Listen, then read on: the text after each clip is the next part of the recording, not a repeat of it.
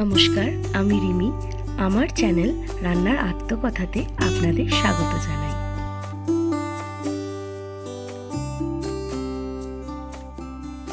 আজকের recipe mutton কষা। বাড়িতে কিছু গেস্ট আসাতে ভাবলাম মাটন কষা করে খাওয়াই। নিয়ে নিয়েছি 3 কেজি মাটন।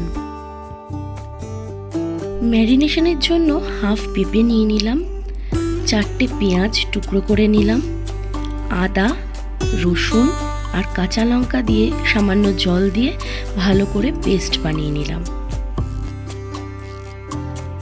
মাংসের মধ্যে ওই পেস্টটা ঢেলে নিলাম আর বেশ কিছুটা টক দই দিয়ে দিলাম স্বাদ মতন নুন, দিয়ে দিলাম হলুদ গুঁড়ো, লঙ্কা গুঁড়ো,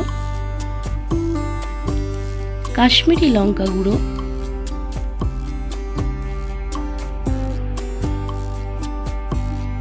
দিয়ে দিলাম সামান্য চিনি,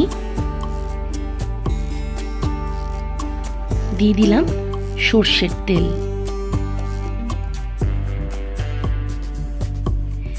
এবার ভালো করে ওটাকে ম্যারিনেট করে রাখতে হবে।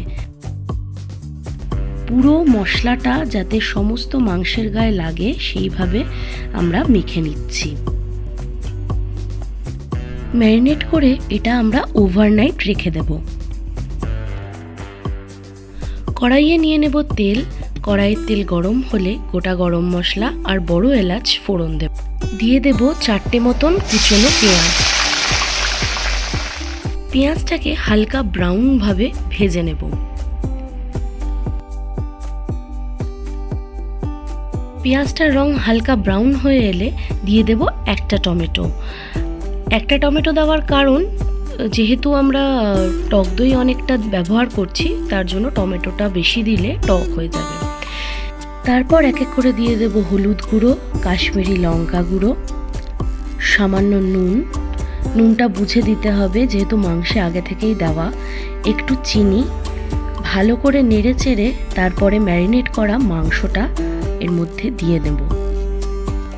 মিডিয়াম ফ্লেমে ভালো করে কষাতে হবে বেশ 15 থেকে 20 মিনিট মতন। দেখবেন মাংস থেকেই জল ছেড়েছে, আলাদা করে জল দেওয়ার প্রয়োজন নেই। আর যদি মনে হয় যে একটু জল দিলে ভালো হয়, তাহলে সামান্য একটু জল দেবেন।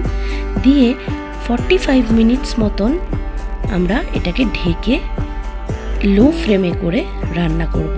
যেহেতু টক দই দেওয়া আর পেঁপে দেওয়া, তার জন্য খুব সুন্দর মাংসটা সিদ্ধ হয়। আর আমাদের মাটন কষা রেডি।